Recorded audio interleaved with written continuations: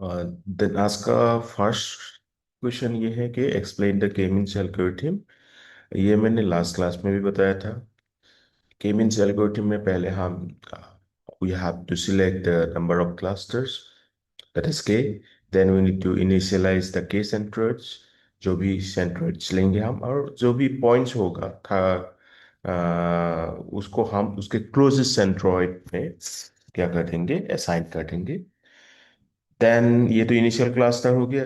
After that we again calculate the mean of every clusters, and those mean will be the new centroid, and again the distance of all the points to every new centroid is calculated, and thereby pushing them to the closest one.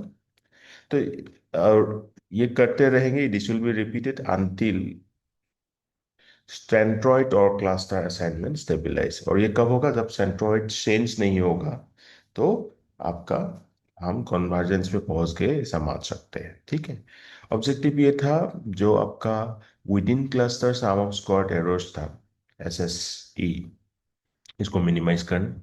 I goes from 1 to n, and k goes from 1 to say k, xi minus ui square. यहाँ पे जो सी आई है ये clusters है, you आई मतलब centroid है। But हमने ये भी देखा था कि this algorithm is very sensitive to the initial centroid selection, outliers, feature scaling, choice of k. Right, अगर आपने गलत के ले लिया तो आइदर एम्प्टी क्लस्टर, मतलब ज्यादा के ले लिए तो आपका एम्प्टी क्लस्टर फॉर्म हो सकते हैं, कम के लिया तो आपका ओवरलैपिंग क्लस्टर फॉर्म हो सकते हैं। ओके, ये था लास्ट क्लास का लास्ट क्वेश्चन। आज का मैं ये पहला क्वेश्चन हिसाब से दिखा दिया। Next, coming to the next question, how do you choose the value of k. तो इसमें कुछ अप्रोचेस है, common approaches like elbow method and then elbow method मतलब we plot the SSC or within cluster sum of squares against different values of k. Then we will choose the point where the reduction in error begins to slow significantly. तो हमने क्या किया, SSC, that is within cluster sum of squares, हमने plot किया for different value of के। Suppose के is equal to 2, उसके लिए प्लॉट किया। के इज इक्वल टू 4 थी, उसके लिए प्लॉट किया 4, इसके लिए प्लॉट किया, और हमें मिला 4 के लिए मिनिमम हो रहा है। ठीक है, तो हम उसको 4 को मान लेंगे हमारा के। ठीक है, then silhouette score, it measures how well a data point fits within its own clusters compared to the other clusters। मतलब एक पॉइंट एक क्लस्टर के अंदर कितना फिट है, कितना क्लोज है, और जो डिस्टेंस है वो कम है, तो उस ये हमें बताते हैं सिल होते हैं। ओके, तो ये बहुत ही इम्पोर्टेंट है सिल होते score. Let me show you the formula again, although I discussed in the one of the last classes. So look at this particular diagram. यहाँ पे आप देखिए, ये हमारा आई पॉइंट है। ओके, ये क्या है, हमारा आई पॉइंट है। अब ए आई क्या दे रहे हैं, आपका a i is giving us the average distance between i and all of the other points in the own cluster. मतलब अपने क्लस्टर में ये यहाँ पे आई है ना, इसका बाकी सारे पॉइंट्स इनसाइड दिस क्लस्टर, ये सब पॉइंट्स है। ठीक है, ये पॉइंट्स में से पॉइंट का जो जितने भी डिस्टेंस है, मतलब इस आई से बाकी सारे पॉइंट का जितना भी मतलब पॉइंट्स है, उस डिस्टेंस का एवरेज हमने निकाला, और इसको हमने नाम दिया ए आई। देन बी आई निकाला। बी आई क्या होगा, इस पॉइंट से नियरेस्ट जो क्लस्टर्स है, नेक्स्ट नियरेस्ट क्लस्टर सपोज ये है, ठीक है, उसका जितना भी पॉइंट्स है, तो क्लोजेस्ट जो पॉइंट्स ए डिस्टेंस भी हमने निकाला। राइट, देन हमने कैलकुलेट किया एस आई फिर होते। कैसे कैलकुलेट किया, ये जो बी आई है मतलब nearest distance between I and its next nearest cluster centroid. Okay, और AI मतलब हमने क्या देखा अभी, average distance between i and all of other points in its own clusters, इनका हेल्प से हमने कैलकुलेट किया ऐसा है, b i minus a i divided by max of a i comma b i minus a i क्या हो गया, उस पॉइंट से, बी आई तो ये दिखा रहा है कि उस पॉइंट से नियरेस्ट जितने भी क्लस्टर्स हैं, ठीक है, मतलब उसमें से सबसे जो नजदीक होगा उसका डिस्टेंस, एंड एआई जो दे रहा है, एआई हमें वैल्यू दे रहा है आई का अपने ही क्लस्टर के अंदर जितने भी पॉइंट्स है उसका डिस्टेंस का average. So b i minus a i divided by max of a i comma b i, ये वैल्यू आ जाएगा आपका 1 and -1 के अंदर, और यहाँ पे -1 होगा तो होगा स्प्रॉलिंग और ओवरलैप क्लस्टर, एंड 1 होगा तो tight and well separate cluster. तो इसीलिए हम एस आई का वैल्यू इस रेंज के अंदर लेते हैं, -1 टू एस, ऐसा, और हम ये मानते हैं कि 1 या तो लगभग 1 के नजदीक होगा तो हमें वेल सेपरेटेड क्लस्टर मिलेगा। हमें क्लस्टर्स कैसा सही होता है, हमेशा वेल सेपरेटेड क्लस्टर्स होता सही है, राइट। तो वेल सेपरेटेड क्लस्टर आपका कब मिलेगा, जब s i that is silhouette score का वैल्यू 1 या तो 1 के पास होगा। तो फॉर्मूला समझ में आ गया। तो मैं एक बार फिर से बोल देता हूँ, s i is equal to b i minus a i divided by max of a i comma b i, and b i is the distance between i and its next nearest closest centroid, and a i is the average distance between i and all of other points in its own cluster. Okay, that is the formula of और सिलहोते score. तो यहाँ पे हम सिलहोते score से भी क्या करते हैं, के डिटरमाइन करते हैं, जैसे एल्बो मेथड देखा, इसी तरह सिलहोते स्कोर से। इट मेजर्स, यहाँ पर क्या लिखा है हमने, it measures how well a data point fit within its own cluster compare to the other cluster. Obviously ये अपने क्लस्टर में, अपने क्लस्टर के अंदर कितना सही से फिट है वो बता रहे हैं। Then domain knowledge, sometimes the expected number of group is known from the application domain. एक पार्टिकुलर एरिया में आपका नॉलेज के थ्रू भी हम के डिटरमाइन कर सकते हैं। अगर कलर की बात की, RGB, तो हम 3 नंबर ऑफ क्लस्टर्स 3 लेंगे, राइट। तो that way domain knowledge is also required. Got it? Okay, this is a very important question. हाँ, एल्गो मेथड तो मैंने बता दिया था, तो ये डायग्राम भी देख लो, एल्गो मेथड का ही है। यहाँ पे सपोज जो एसएससी का और within cluster sum of the squares distance जो है वो डिक्रीज हो रहा है, डिक्रीज हो रहा है, ये प्लॉट से आप देख सकते हो, ठीक है। Within cluster sum of the squares WCSS, ये वैल्यूज बता रहे हैं, और ये नंबर ऑफ क्लस्टर्स 1 होने से बहुत ज्यादा था, within cluster sum of the squares 2 होने से कम हुआ, 3 होने से कम हुआ, 4 होने से एक लेवल पे आया। उसके बाद भी हमने कैलकुलेट किया 5 6 7 8, बट हमने देखा कि ये ऑप्टिमल एल्बो जैसा लग रहा है ना आपको, रुको एक सेकंड। एल्बो मतलब क्या होता है, ऐसा होता है हमारा एल्बो। तो ये जो कार्व्स ये से ताड़ लेते हैं, ये 4 दिखाई दे रहा है, यहाँ पे ऑप्टिमल होना शुरू हो जाता है, जो ये ऑप्टिमल वैल्यू को हम लेते हैं यहाँ पे, like this is 4। So within cluster sum of squares को हम प्लॉट करते हैं as with respect to this number of clusters. Accordingly, we come to select that point, that number of clusters value, which is giving us optimal WCSS within cluster sum of the squares value. ठीक है, okay, ये important था, इसलिए मैं फिर से एक बार diagram से ही दिखा दिया। Just let me clear the screen. Then what is hierarchical clustering?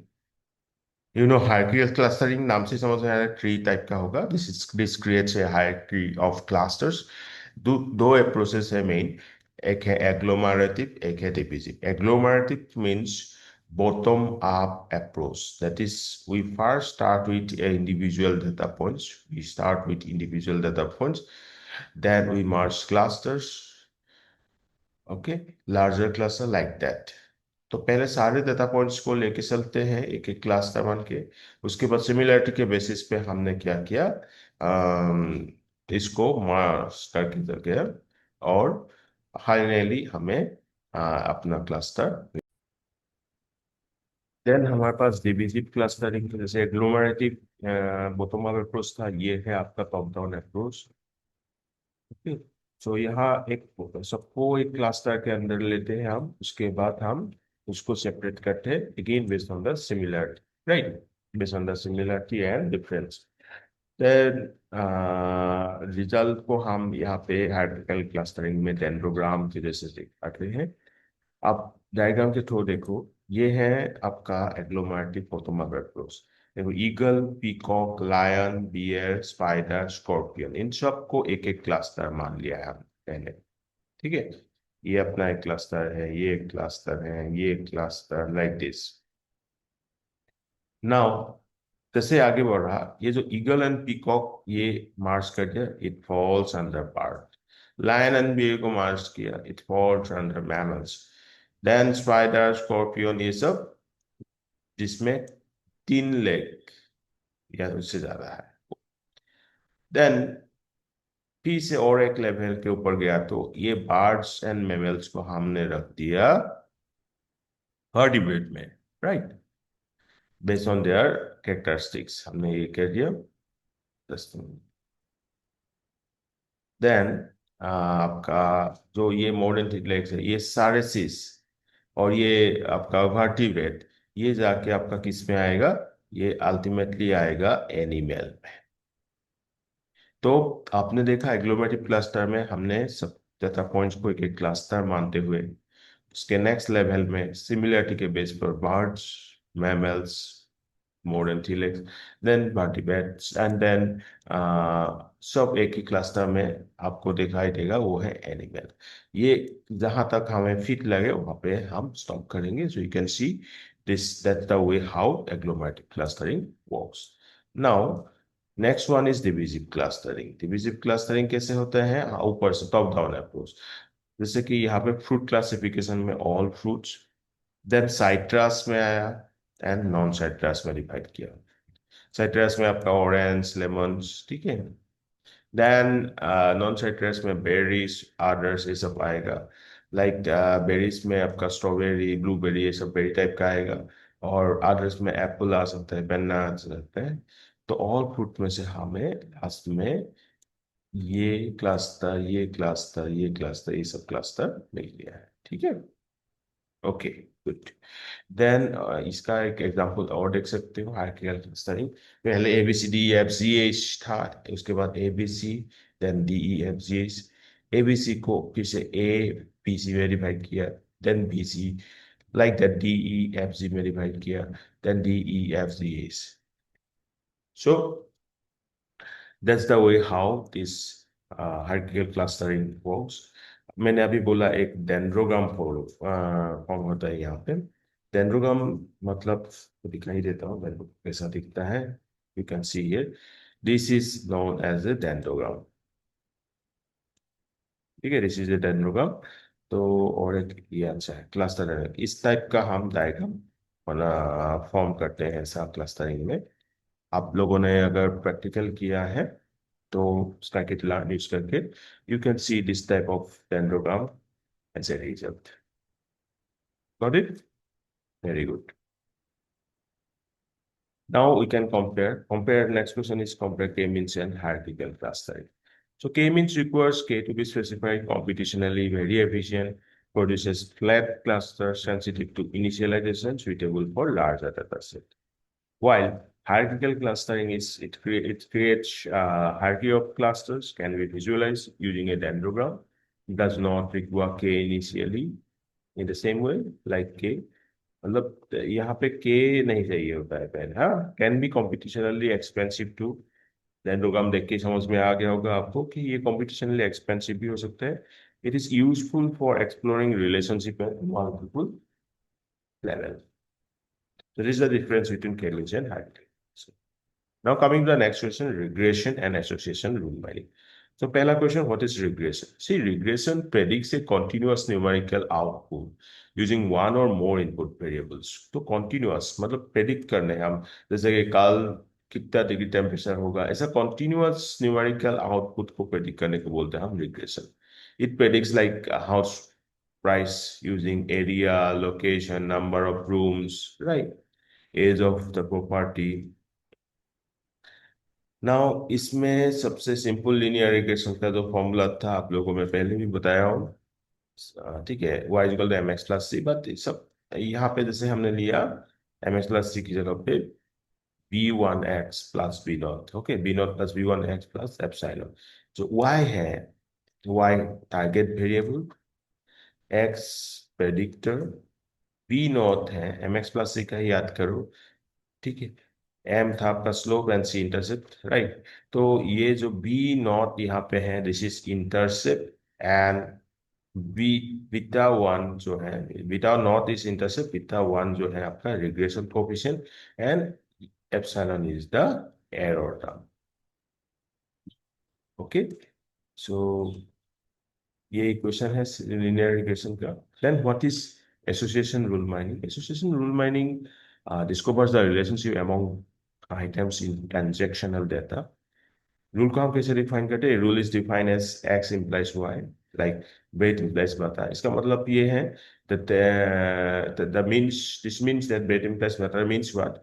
Transaction containing breath frequently also contain butter। मतलब सपोज जो भी इंसान ब्रेथ खरीदने आया है वो फ्रीक्वेंटली बटर भी खरीद रहा है, ये हम एक रूल बना के अपना प्रॉफिट को इंक्रीज कर सकते हैं, right. However, it does not necessarily mean that the bread causes better others। ये भी आपका ये कि हमेशा ब्रेड खरीदने से ही होगा पार्टनर पार्टनर होगा, ऐसा नहीं है। ये जस्ट हम प्रेडिक्ट करके कुछ एसोसिएशन रूल्स बनाते हैं ताकि हमारा प्रॉफिट ज्यादा हो, राइट। देन ये क्वेश्चन इंपॉर्टेंट है, technical, what are support, confidence and lift? Support means how frequently an item set occur. How frequently an item set occur. Right. Support X implies Y is equal to support of X union Y. Right. That is number of transaction containing X and Y divided by total of number of transactions. ये formula याद रख लो। Support of X divided by Y minus x, sorry, support of x implies y is equal to number of transactions containing x and y। माने कितना transaction ऐसा है जिसमें x and y है, divided by total number of transaction, right. समझ में आ गया? Number of transaction containing x and y divided by total number of transaction, ये हमें देगा सपोर्ट। देन आते हैं हम कॉन्फिडेंस पे। Confidence means how frequent y occurs when x occurs। x occur होने से y कितना फ्रीक्वेंटली occur होता है। तो इसमें सपोर्ट का वैल्यू हम यूज कर सकते हैं। Confidence of x implies Y is equal to support of x union Y divided by support of X. How frequently Y occurs when X occurs, right. तो इसीलिए support of x union Y divided by support of X, ये हमें देगा confidence. Then lift. Lift क्या कर रहा है? Lift measures the strength of a relationship compare to the random occurrence। Say lift of X and Y, lift of x implies Y is equal to confidence. अब यहाँ पे हमने जैसे confidence किया, कॉन्फिडेंस यूज किया, confidence of x implies Y divided by support of Y. समझ में आ रहा है खेल कैसा हो रहा है? पहले एक्स इंप्लाइज वाई का सपोर्ट निकाला, वैसे कैसे निकाला? हाँ, all the transaction containing x and y divided by total number of transaction। Then उससे निकाला हमने कॉन्फिडेंस। कॉन्फिडेंस कैसे निकाला? Confidence of x implies y support of x union Y divided by support of x, right. Then हमने lift निकाला। Lift कैसे निकाला? हे एक्स इंप्लाइज, एक कॉन्फिडेंस को यूज किया, कॉन्फिडेंस ऑफ दिस एक्स सी ऑफ माने x implies Y divided by support of y. तो लीफ एक, लीफ ज्यादा मजबूत दिखाई दे रहे हैं आप लोगों को, लाभ लीफ ज्यादा इंपॉर्टेंट है। तो लीफ अगर एक से ज्यादा है, वैल्यू मिल गया, leaf is greater than 1. Leaf value is greater than 1. Then this is positive association. And leaf is equal to 1 means independence, and leaf is less than 1 मतलब negative association. ओके, इसे बोलता हूं लीफ का value 1 से ज्यादा होगा तो positive association होगा, 1 के बराबर मतलब आपका इंडिपेंडेंस, 1 से कम होगा तो ये negative association. What is a प्रायोरी algorithm, sorry, A प्रायोरी algorithm भी बोल सकते हो, ए प्रायोरी प्रिंसिपल भी बोल सकते हो. So a priori principle states that an item set is frequent. Then, if an item set is frequent, then all of its subset must also be frequent. अगर एक item set frequent है, तो उसका जितने भी subsets हैं, वो भी frequent होगा. Reverse is also useful. अगर एक if an item set is infrequent, then all of its superset must also be infrequent. ठीक है. तो पहले ये है कि अगर वो एक आइटम सेट फ्रीक्वेंट है तो उसका जितना भी सबसेट है वो भी फ्रीक्वेंट होगा. अगर एक आइटम सेट इनफ्रीक्वेंट है तो उसका जितना भी सुपर सेट है वो भी इनफ्रीक्वेंट होगा. सबसेट तो आप समझ रहे हो, सबसेट ये है, ये एक सबसेट होगा इसका. ठीक है. तो अगर ये फ्रीक्वेंट है तो ऑब्वियसली इसके अंदर जितने भी आ गया वो सब फ्रीक्वेंट होगा. बट ये ये अगर सपोज ये क्या है, इनफ्रीक्वेंट है, तो ये जिसमें कंटेन कर रहा है सुपरसेट वो भी इनफ्रीक्वेंट हो जाएगा. Got it. तो आप क्लियरली इजी से आप बता सकते हो एक आइटम सेट फ्रीक्वेंट हुआ तो उसके सबसेट सारे सबसेट फ्रीक्वेंट होगा, और एक आइटम सेट इनफ्रीक्वेंट हुआ तो उसके सुपरसेट्स भी इनफ्रीक्वेंट होगा. बस उतना याद रखो. So this helps the reduce search space during the frequent item set mining. Next question. How does the decision tree select the best attribute? A decision tree selects the best attribute that provides the greatest improvement in the class comparison. इसके लिए हम use करते हैं information gain, gain ratio, Gini index. Right. And general objective is to select a split that produces fewer child nodes. Information gain, gain ratio, Gini index, इनका formula एक बार देख लेना आप लोग, मेरे क्लास में है. ठीक है. उसको मैं बता ही देता हूँ, जस्ट 1 minute.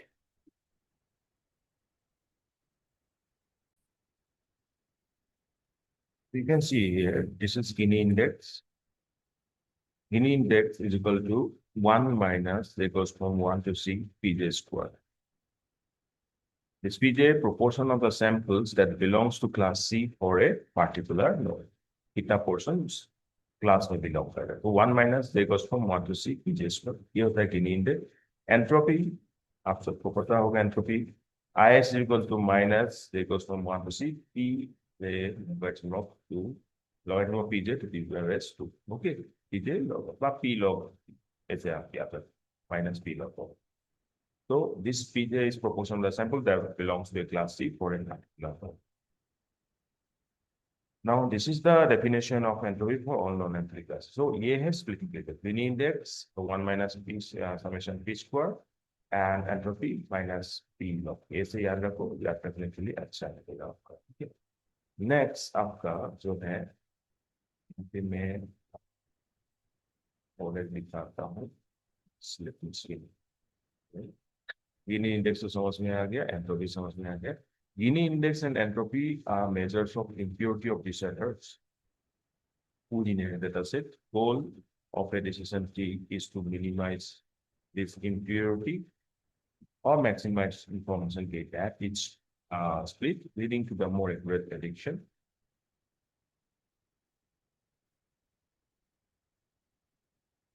Then ये जो स्प्लिटिंग क्राइटेरिया है इसके ऊपर बेस करके हमारे पास डिफरेंट टाइप का डिसीजन ट्री है. जैसे IB3 है, C4.5 है, कार्ट है, C5 भी है. C4.5 is quite famous, actually. तो IDG, ये आप लोग देख सकते हो. This is the differences between them. Types of data, speed, pruning, boosting, mission division, formula क्या यूज करते हैं स्प्लिटिंग के लिए. IDT कैटेगोरिकली कैटेगोरिकल डेटा के लिए अच्छा है। स्पीड लो है, pruning no, boosting not supported, missing values cannot deal with, and IDT use करते हैं आपका एंट्रोपी एंड इंफॉर्मेशन के। Then C4.5 continuous and categorical दोनों के लिए है, आईडीटी से फास्टर है, प्री प्रूनिंग है, but boosting not supported, can not deal with the missing values, ये यूज करते हैं, it's you just build information clearness, right. Then C5.0 एक ये आप और advance continuous categorical dates and ये सब के लिए हाईएस्ट स्पीड सबसे ज्यादा है, प्री प्रूनिंग अलाउड है, boosting also supported, missing value can not support, और ये भी इंफॉर्मेशन गेट यूज करते हैं। कार्ड जो है ये कॉन्टिन्यूअस एंड नॉमिनल एट्रीब्यूट्स के लिए, एवरेज है इसका स्पीड, पोस्ट प्रूनिंग सपोर्ट करते हैं, बूस्टिंग सपोर्ट करता है, मिसिंग वैल्यू यूज नहीं कर मतलब डील नहीं कर सकता, और ये यूज करते हैं। ये पूछ सकते हैं, डिफरेंस पूछ सकते हैं, तो इसलिए मैं दिखा दिया। Okay, come back to the class. तो एक एक करके देखो, एंट्रोपी क्या है actually. Entropy measures the impurity और uncertainty in a data set.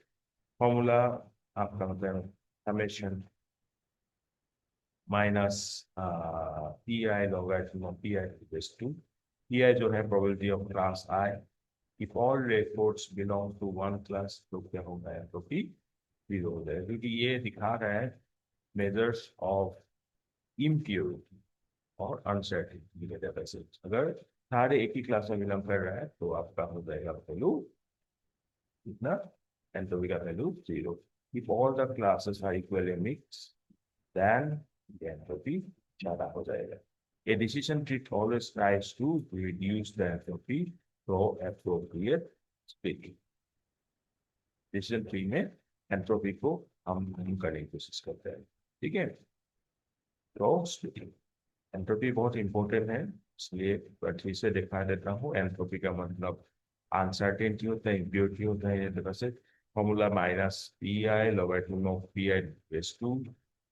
अगर सारे डेटा पॉइंट एक ही क्लास में है, हम जानते हैं इसे, तो आप एक ही क्लास के अंदर है तो हम उसको हाईएस्ट मतलब क्या होगा, पी का वैल्यू कारण आपका ये एंट्रोपी जीरो हो जाएगा। तो एंट्रोपी जीरो का मतलब अच्छा होता है, याद रखना, ठीक है। और एंट्रोपी का वैल्यू अगर ज्यादा हो गया तो ये ठीक नहीं होता है, जिसमें all the classes are equally mixed. We in a decision tree always try to reduce the entropy through the field screen. Then what is information gain? Information gains measures the reduction in entropy after splitting the data using an attribute। जब हम attribute लेके split कर रहे हैं तो उसके बाद entropy reduce हुआ कि नहीं, ये मेजर करते हैं, ठीक है। तो information gain is equal to entropy minus summation B H B divided by H into entropy H B, ठीक है। तो ओरिजिनल एस क्या है, ओरिजिनल डेटा सेट है, ए एट्रीब्यूट है, h b subset created by value b for attribute a. आप सीधा सीधा जो मैंने अभी फॉर्मूला दिखाया था वो भी देख सकते हैं। तो इन्फो ये जो है इंफॉर्मेशन गेन जो है ये ये ज्यादा होने से अच्छा होगा, क्योंकि क्या हो रहा है, information gain measures the reduction in entropy after splitting the data in attribute, right. तो एकदम दिमाग में रख लेना, the attribute with the highest information gain is generally considered for splitting। तो इम्पोर्टेंट है, मैं स्टार लगा के दे रहा हूँ। एंट्रोपी में एंट्रोपी जितना कम होता है वो अच्छा होता है, एंट्रोपी जीरो मीन्स एक ही क्लास में होते हैं। और यहाँ पे इंफॉर्मेशन गेट में एंट्रोपी को कम करना होता है, it measures the reduction in entropy after splitting the data using an attribute। तो attribute with the highest information gain is generally considered for splitting, got it? Very good। इसको भी अलग करके रख देता हूँ, तो ठीक है। Okay, next, what is overfitting in a decision tree. Overfitting क्या होता है? Overfitting occurs when a decision tree becomes excessively complex and memorize the technical data। Typical symptoms is not a very high training accuracy, port is performance excessively. जब वो training में बहुत अच्छा दिखा रहा है बट आपका जो टेस्टिंग में है वो सही नहीं दिखा रहा है, परफॉर्मेंस अच्छा नहीं है, तो वो है आपका सिग्नॉक्स एक्सेसिवली डीप परफॉर्मेंस है। इसमें सॉल्यूशंस में इंटर्नशिप में दिखाया था आप लोगों को, प्री प्रूनिंग हो सकता है, पोस्ट प्रूनिंग हो सकता है, limiting the tree depth, minimum samples पर लीफ, क्रॉस वैलिडेशन, ये सब आपका सब सॉल्यूशन। ड्रॉप ऑफ न्यूरॉन्स जैसे न्यूरो डीप लर्निंग में हमने पढ़ा था, वो भी सॉल्यूशन है, regularisation. So there are different solutions exist for marketing. Now, how can a decision tree be converted into root? So each path from the root node to a leaf node can be converted using a if-then rule. Say, for example, if age is less than 30 and income high, then class. तो ये एक rule में बन गया है, ठीक है? हम लीफ ट्री को देख के रूल बना सकते हैं. This is one reason decision trees are considered relatively interpretable models. Now, anomaly detection. तो anomaly detection क्या है? What is anomaly detection? Anomaly detections identify observation that significantly differ from normal behavior, right? Application के ना fraud detection करना, network diffusion detection, medical diagnosis, industrial fault detection. In a distance-based anomaly detection, an observation may be considered anomalous if it is sufficiently far from its neighboring observation. कुछ तो changes दिखेगा आपको, ठीक है? या तो आपका डिस्टेंस है बहुत ज्यादा मिल रहा है आपको, ठीक है, बाकी जो नाइबरिंग ऑब्जर्वेशन है, तब हम इसको एनोमली मान सकते हैं. Fisher scaling and the choice of the distance matrix here very important. Then what is the difference between an outlier and anomaly? ये पूछ सकते हैं. हाँ, मुझे ये क्वेश्चन सही लग रहा है. एनोमली और आउटलायर में क्या डिफरेंस है? N outlier is an observation that statistically differs from the majority of the observation. सारे ऑब्जर्वेशन को हमने कंसिडर किया है. आउटलायर क्या होता है? एक ऐसा ऑब्जर्वेशन जो सबसे आपका डिफर कर रहा है, सबसे चेंज है वो. While anomaly is an observation that considered unusual or suspicious within specific contents. Okay. For example, a very large financial transaction may be an outlier statistically, but it may be completely normal for a large corporation. Right? तो एक suppose बहुत बड़ा financial transaction हुआ है, ये हमें लग सकता है कि आउटलायर है, राइट? बट एक्चुअली उस टाइप का कोई एक बड़ा कॉर्पोरेशन के लिए वो नॉर्मल है. तो ये जो आउटलायर हो गया या तो एनोमेली हो गया, इन दोनों में डिफरेंशिएट निकालने के लिए आपको डोमेन नॉलेज होना बहुत जरूरी. तो जो आउटलायर है, मैं फिर से बता देता हूँ, these are the data points that deviate significantly from the norm. जैसे 10 है आपके पास, 20 है, तो आपको मिल गया एक 2 लाख मिल गया, ठीक है? तो वो आपका बाकी सबसे बहुत डिफरेंस में, राइट? वो आउटलायर हो जाएगा. बट एनोमलीज क्या है? And data points that not conform to the expected pattern. Suppose हमें मिल रहा है 2, 4, 9, 16, ऐसे ऐसे डाटा पॉइंट्स मिल रहे हैं. आप जानते हो ये क्या पैटर्न फॉर्म कर रहे हैं. आपको एक वैल्यू मिला सपोज 799. जैसे ये पैटर्न देखते हुए जा रहे हो, 799 जो है, क्या ये पैटर्न को फॉलो कर? यहाँ पैटर्न क्या है? y=x². ये पैटर्न फॉलो नहीं हुआ, तो ऑब्वियसली एक सस्पिशियस एक्टिविटी है, ये थोड़ा डिफरेंट है बट आउटलायर जैसा नहीं बोल रहा हूं मैं.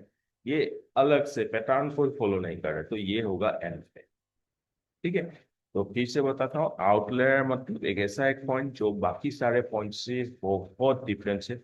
एनोमली मतलब वो पॉइंट जो ना जो पैटर्न फॉलो हो रहा है वो पैटर्न फॉलो नहीं कर रहा है, right? So an outliers focus on quantitative deviation, extreme values, while anomalies focus on behavioral or pattern-based deviation. Common causes for outliers like measurement errors, natural variability, rare event like.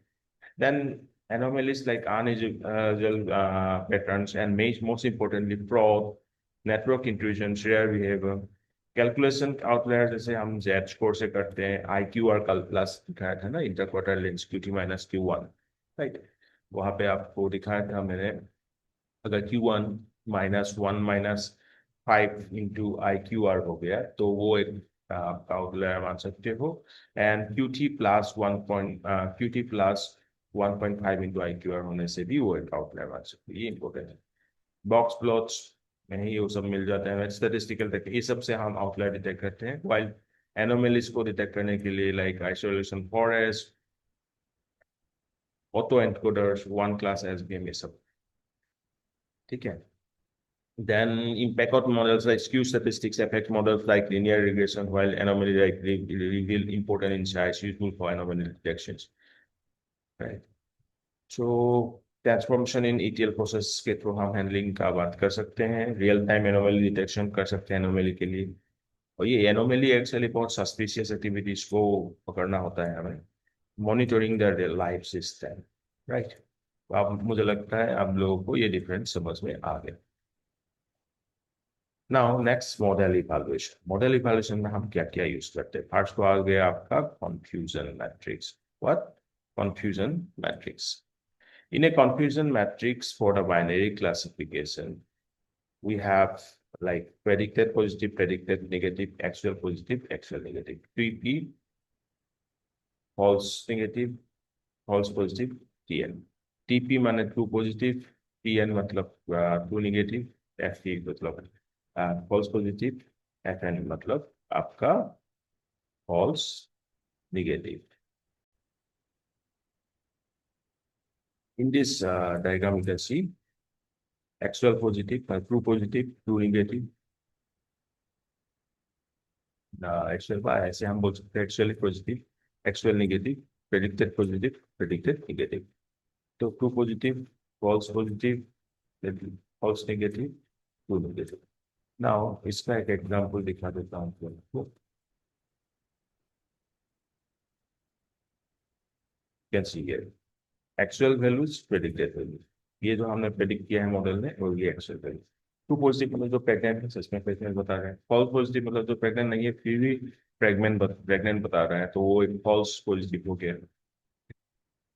False negative ये है not pregnant बता रहा है, बल्कि pregnant. True negative मतलब not pregnant, pregnant सच में वो pregnant नहीं है, राइट। मतलब ट्रू पॉजिटिव, पॉजिटिव दे रहे हैं तो वो पॉजिटिव ट्रू है, पॉजिटिव दे रहा है बट वो फॉल्स है, नेगेटिव दे रहा है वो फॉल्स है, और नेगेटिव दे रहा है वो ट्रू।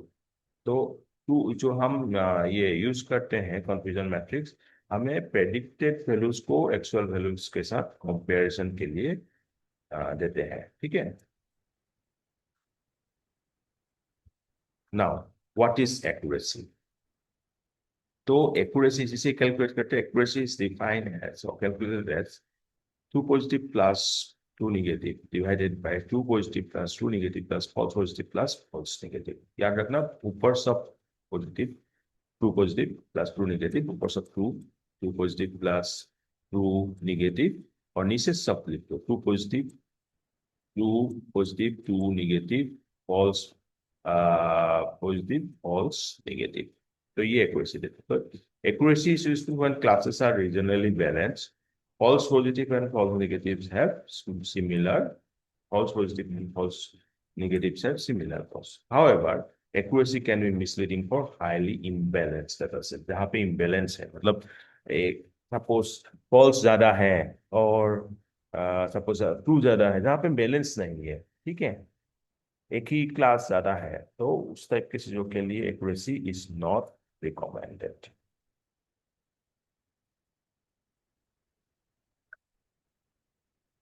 देन आता है आपका प्रिसीशन, रिकॉल, स्पेसिफिसिटी, एफर्ट्स। तो प्रिसीशन क्या होता है? True positive divided by true positive plus false positive. तो it actually answers of all predicted positive cases how many were actually positive, how many of them were actually true positive divided by true positive plus false positive। हाँ, तो true positive को लिया है हमने with respect to true positive plus false positive, जो positive false भी है उसको भी लिया है। तो प्रिसिशन हमें how many of them are actually positive दिखाते हैं। बट इससे भी अच्छा हम लेते हैं रिकॉल। क्या लेते हैं? रिकॉल। रिकॉल और सेंसिटिविटी। यहाँ पे हम क्या करते हैं? एक्चुअल पॉजिटिव की बात करते हैं। True positive divided by true positive plus false negative, क्योंकि फॉल्स नेगेटिव मतलब क्या है? वो एक्चुअली ट्रू पॉजिटिव है, right? So, of all actual positive cases, how many were correctly identified? How many of them are correctly detected? ये difference ध्यान देना। Precision मतलब true positive divided by true positive plus false positive. सारे positive में से कितना actually actual positive है वो दिखा रहा है। बट रिकॉल और सेंसिटिविटी में एक्चुअल पॉजिटिव्स माने जितने भी एक्चुअल पॉजिटिव है उसमें से कितना सही से डिटेक्ट कर पाया है हमारा system. That is recall is equal to true positive divided by true positive plus false negative, while precision is equal to true positive divided by true positive plus false positive. Got it? Recall and precision, recall and precision बहुत important होता है। Precision जो है, precision में फिर से बोलता हूँ, प्रिसीशन क्या देते हैं हमें? जितना आपका पॉजिटिव्स हैं उसमें से एक्चुअल पॉजिटिव कितना हो है वो दिखा रहे हैं। वाइल रिकॉल, हाँ, और रिकॉल बाय सेंसिटिविटी मतलब जितना एक्चुअल पॉजिटिव्स हैं उसमें से कितना हमारा सिस्टम एक्चुअली प्रेडिक्ट कर पा रहा है, राइट? करेक्टली प्रेडिक्ट कर पा रहे हैं। वाइल स्पेसिफिसिटी जो है, this is like T N divided by T N plus F P of all actual negative cases. How many were correctly identified? T N true negative plus false positive matlab also negative. So how many of the মানে actual negative, all actual negative cases our system correctly identified? While F1 score जो है precision and recall का, precision आपने अभी देखा, how many of positives our system detects মানে could able to detect positive, true positive, तो वो होता है आपका प्रिसीशन। और रिकॉल मतलब how many of actual positive में से, एक्चुअल पॉजिटिव में से हमारे सिस्टम ने कितना करेक्टली आइडेंटिफाई किया है। अब इन दोनों को अगर हम हार्मोनिक में ले लेंगे तो हमें मिल जाएगा F1 स्कोर। तो F1 स्कोर का आपका फॉर्मूला है F1 score is equal to क्या? Two into precision, two into precision into recall divided by precision plus recall. So F1 score provides a balance between precision and recall. तो ये ना आप लोगों को पूरा याद रखना है, मैं बोल रहा हूँ, ठीक है? ये आपको पूछते ही है। Equal to TP divided by TP plus F N, ठीक है? TP plus F N, F N false negative मतलब पॉजिटिव, राइट? एंड आपका precision is equal to TP divided by TP plus F P. से positive को देख रहे हैं, ठीक है? एंड स्पेसिसिटी मतलब स्पेसिफिसिटी मतलब आपका क्या होता है? जितना डायरेक्टली निगेटिव को आइडेंटिफाई किया है, ठीक है? तो शॉर्टली हम बोल सकते हैं रिकॉल बहुत अच्छा है, और प्रिसीजन एंड रिकॉल को बैलेंस करने के लिए F1 स्कोर है हमारे पास, ठीक है? भूलना मत, ये बहुत कंफ्यूज होता है। Precision true positive divided by true positive plus false positive, recall और sensitivity is equal to true positive divided by true positive plus false positive. No, false negative, okay? हमें पॉजिटिव को लेना है। Then specificity true negative divided by true negative plus false positive. F1 score is equal to harmonic mean of precision and recall. बस बहुत हो गया, ये आपको याद रह गया होगा। तो next, when is accuracy a poor evaluation metric? पूछ सकते हैं। एक्यूरेसी मैंने अभी बोला ना, हाईली इम्बेलेंस का क्लास के लिए accuracy is poor when the data set is highly imbalanced. Say 990 are cases which are normal, 10 cases are fraudulent. A model that predicts every case as normal achieve accuracy 99%. Right? 990 divided by 1000. But यहाँ पे important था ये जो 10 आपका cases था वो important था, तो डिटेक्ट करना था। तो रिकॉल, यहाँ पे क्या होगा? Recall for fraud 0%। तो therefore depending on the application we may use precision, recall, F1 score, हाँ, और ROC AUC भी है, PRAC भी है, स्पेसिफिसिटी, कॉस्ट सेंसिटिव मैट्रिक्स। ये सब चीज हम अपने रिक्वायरमेंट के यूज करते हैं। Then data visualization. How do you select the correct visualization? First, we have to consider the analytical question. Like for comparison, हम use करेंगे bar chart. For distribution, हम use करेंगे histogram mostly. Then we have plot also, density plot also. Then relationship के लिए हम use करेंगे scatter plot. Time trends के लिए line search. Proportion के लिए pie search. Right. तो रिक्वायरमेंट के हिसाब से कंपैरिजन के लिए दिमाग में बार चार्ट ले आना, डिस्ट्रीब्यूशन के लिए हिस्टोग्राम ले आना, रिलेशनशिप के लिए स्कैटर प्लॉट ले आना, टाइम ट्रेंड्स के लिए लाइन चार्ट ले आना, प्रोपोजिशन के लिए आपका क्या लाओगे pie chart. Then how do teach K means or decision tree to undergraduate. आपको एक क्वेश्चन पूछ दिया, देखिए आप के मीन्स को कैसे बताओगे लोगों के सामने. तो फर्स्ट हमें रियल लाइफ एग्जाम्पल देना पड़ेगा. फॉर के means like start with a real life example like customer segmentation criteria. You draw a simple two-dimensional data set, explain the center of installation, right? कैसे हम पॉइंट्स को nearest centre में assign कर रहे हैं, रिकैलकुलेट करेंगे centre को. ये अंटिल कन्वर्जेंस जो एल्गोरिथम मैंने बताया था, ये आप दिखा सकते हो. डिसीजन ट्री के लिए आप सिमिलरली मैं एग्जांपल जो क्लास में हमेशा देता हूँ, who is going to buy the laptop, right. Then impurity दिखाना पड़ेगा आपको, इंट्रोपी के बारे में बताना पड़ेगा, इंफॉर्मेशन गेन दिखाना पड़ेगा, लाइक दैट. ठीक है. तो आपको पहले सिंपल सा एक एग्जाम्पल से बताना है, not go to the directly to the algorithm. First, you show with a simple example, then come to the algorithm. Okay.